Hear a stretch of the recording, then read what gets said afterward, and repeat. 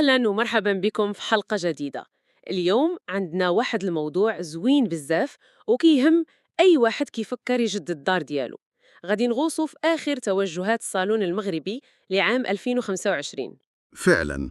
والمصدر اللي اعتمدنا عليه هو واحد الفيديو متخصص وشامل كشرح لنا كل شيء بالتفصيل، يعني من العود للأثواب للقياسات وحتى النصائح ديال الديزاين اللي كتبان صغيرة ولكنها مهمة بزاف. والمهمة ديالنا اليوم هي نبسطوا هاد الشي كامل. بغينا نخرجوا من هاد النقاش بواحد الأفكار اللي تكون واضحة وعملية، باش اللي بغا يصاوب صالونه ياخد قرارات صحيحة، ماشي غير صالون زوين في المنظر، ولكن حتى مريح وعملي. يلا نبداو. يلا بينا. الفيديو كيبدأ بواحد النماذج محددة، وكل واحد فيهم كيعطينا فكرة على الموضة ديال دابا. أول نموذج شد الانتباه ديالي هو اللي مخدوم بعود نوايو لوريجين، يعني خشب الجوز الأصلي. المصدر كيأكد بزاف على هاد النقطة، ماشي غير اللون ولكن الخشب نيت. علاش هاد التمييز مهم لهاد الدرجة زعما؟ سؤال مهم بزاف. الفرق كبير وكيمس الجوهر ديال الجودة. فاش كنقولوا خشب الجوز الأصلي راه بحال كنديروا استثمار في شي حاجة صحيحة وكتبقى. هاد العود معروف بالصلابة ديالو والجمال ديال العروق ديالو الطبيعية اللي مستحيل تقلدها بالصباغة. فهمتك، يعني كيعطي واحد الإحساس بالفخامة والدفء اللي بصح. هي هذيك. أما العود المصبوغ واخا يكون متقون كيبقى غير تقليد، والتوجه دابا هو الرجوع للمواد الطبيعية والأصيلة. واضح. وكاين تفصيل آخر مهم في نفس النموذج، توب ديال المبرة ولكن مطروز بالصقلي ومخدوم بالمطالاسي ديال اليد. هاد المصطلحات كتبين باللي كاين واحد التركيز على الخدمة ديال اليد. بالضبط. هذه هي النقطة الثانية. كاين واحد التقدير كبير للحرفية والصنعة التقليدية. المطالاسي ديال اليد كيعطي واحد العمق والملمس خاص للثوب، وكل قطعة كتكون فريدة وفيها الروح ديال الصانع. يعني الصالون ما بقاش غير أثاث وصافي، ولا قطعة فنية. تماما. إيوه، من هذا النموذج اللي كيركز على الأصالة، الفيديو كينتقل لنموذج ثاني اللي كيبان ليا كيركز على جانب آخر. اللي فيه المطلة ديال الرسول، يعني مرتبة ذات نوابض والثوب مطروز بالصاري. شنو كيعني هاد الخليط؟ هذا الخليط مثير للاهتمام. الطرز ديال الصاري هو لمسة عصرية جاية من الأثواب الهندية كتعطي ألوان وبريق للصالون، ولكن المصدر كينبهنا نردوا البال للجودة حيث السوق فيه وفيه. بصح هذه نقطة مهمة. أما الاختيار ديال مطلة الرسول عوض البونج العادي فهذا تحول كبير. كاين اعتراف بأن الصالون ما بقاش غير بلاصة ديال ضياف وصافي، ولكن بلاصة للاسترخاء ديال كل نهار. إذن الراحة والدعم ديال الجسم ولاو ضروريين. وهذا الشيء كيدينا نيشان للنموذج الثالث اللي كيبان هو الأجرى والأكثر عملية. العود ديال لتر يعني زان، ولكن مصبوغ بالكحل والثوب أونتي تاش. هذا تصميم ديال العائلة العصرية ياك؟ هي هذيك. هذا الموديل هو التجسيد ديال الحداثة والذكاء. صباغة العود بالكحل قرار جريء كيكسر التقاليد ديال ألوان الخشب الدافئة وكيفتح الباب لديكورات أكثر حرية. والثوب اللي ما كيتطبعش. هذه فكرة ممتازة. أكيد. هذه رسالة واضحة باللي الصالون خاصو يصبر لظروف الحياة اليومية، الدراري الصغار، التجمعات، بلا ما الواحد يبقى خايف عليه يتوسخ. كيجمع بين الشياكة وسهولة العيش. إذا اختيار المواد هو اللي كيحدد الشخصية ديال الصالون، ولكن المصدر من بعد كيدوز لواحد النقطة أنا جاتني هي الأهم، واللي سماها سر الجلسة المريحة. القضية ماشي غير في الممطلة زعما، ولكن في أرقام وعبارات دقيقة. هاد الجزء هو اللي كيفرق بين صالون زوين تشوفه وصالون تبغي تجلس فيه ساعات. هذه هي الهندسة الخفية ديال الراحة. المصدر كيعطينا ما سماه المعلومة الذهبية. كيقول أن العلو الكامل للجلسة خاصو يكون بالضبط 46 سنتيمتر، وكيفصله 30 للممطلة، 14 للعود و2 سنتيم للرجلين تحتانيين. هادشي دقيق بزاف. شنو هو الأساس العلمي ديالو؟ هاد الدقة ماشي عشوائية، هذا هو علم الإرغونومكس. علو ديال 46 سنتيم كيخلي الشخص العادي يجلس ورجليه محطوطين مزيان على الأرض وفي نفس الوقت ظهره مسنود كامل. هاد الوضعية هي المزيانة باش الجسم يرتاح. يربط هذا العلو بواحد العامل آخر، هو العرض ديال السداري. وكيعطي مثال تحذيري، جلسة عالية ب50 سنتيم ما خصوش العرض ديالها يكون 80 سنتيم. أنا كنت ديما كنصحاب أن السداري كل ما كان عريض كان أحسن. هذا هو الغلط اللي كيطيحوا فيه بزاف الناس، كيتلفوهم المنظر على حساب الراحة. المشكل هو فاش كيكون السداري عالي وعريض بزاف، الواحد كيضطر يرجع بظهره للور باش يتسند على الخداديات.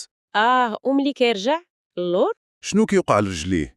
كيبقاو معلقين في الهواء، وهاد الوضعية كتحبس الدورة الدموية في الرجلين وكتخلي الجلسة الطويلة متعبة بزاف. إذا السر ماشي غير في العلو ولا غير في العرض، ولكن في النسبة بيناتهم. بالضبط، خاص التصميم يخليك تسند ظهرك وتحط رجليك على الأرض في نفس الوقت وبشكل مريح. هاد التفاصيل هي اللي كتبين الصانع المحترف. واخا، دابا من بعد ما هضرنا على الهيكل والقياسات ندوزو للكسوة النهائية، الألوان.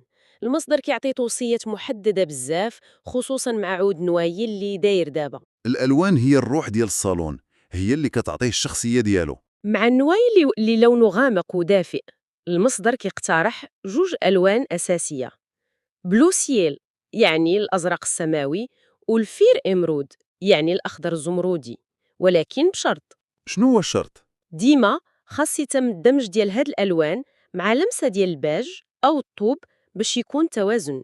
علاش هاد التركيبة ناجحة بالذات؟ السر كاين في نظرية الألوان. الألوان الباردة بحال الأزرق والأخضر كدير واحد التباين زوين مع الدفء ديال الخشب الجوز.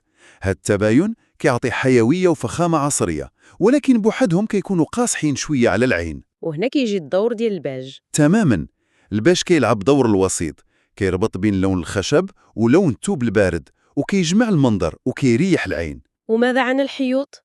المصدر كان صارم في هذه النقطة. كاين ألوان موصى بها وألوان حذر منها. الألوان المزيانة هي البيج، بلون كاسي أو لون بناني خفيف، وحذر من الوردي والصمون والرمادي الغامق. الهدف واضح، خاصنا نخلقوا واحد الخلفية اللي تكون هادئة ومضيئة باش تخلي الصالون هو النجم. الحيوط في الألوان المحايدة كتعكس الضوء وكتبين المساحة أكبر، والأهم أنها ما كتنافسش الصالون على الاهتمام، بالعكس كتبرز الجمال ديالو. وهادشي كامل كيوصلنا لواحد الفكرة أساسية قالها المصدر في الأخر، فكرة صراحة عجيبة. كيقول أن نفس الصالون بنفس العود والتوب والقياسات ممكن يبان فخم في دار ويبان باهت في دار أخرى. هذه هي الخلاصة ديال التصميم الداخلي. الصالون ماشي قطعة معزولة، هو جزء من واحد النظام متكامل اللي هو الغرفة كلها. المصدر حدد عوامل بحال الأرضية، الرخام ماشي هو الزليج، والإضاءة يعني الليد وسبوتات كيغيروا كل شيء، وحتى الجبس ديال السقف. كيفاش هاد العناصر عندها هاد التأثير القوي؟ تأثير مباشر وجذري. الرخام مثلا باللمعان ديالو كيعكس الضوء وكيضاعفه وكيعطي إحساس بالفخامة والوسع. الضوء اللي مدروس مزيان بحال السبوتات كيقدر يبين البريق ديال الطرزة أو الدقة ديال النقش على العود. فهمتك، كل حاجة كتكمل الأخرى. أكيد، الجبس البسيط كيعطي طابع عصري، والجبس المنقوش كيدينا للكلاسيكية. كل عنصر في المحيط كيشارك في القصة ديال الصالون. وكيختم نصيحتين في البني خاص الواحد يفكر فيهم قبل ما يشرح حتى الأثاث. الأولى هي بلاص الشرجم خاصو يكون في وسط الحيط، والثانية هي شكل الحيط خاصو يكون مستقيم ماشي متقالي. هاد جوج نقط أساسية باش نحصلوا على التناغم. الشرجم في الوسط كيخلق التناظر أو لا سيميتري، وهو مبدأ مهم في الجماليات المغربية، كيعطي إحساس بالنظام والتوازن.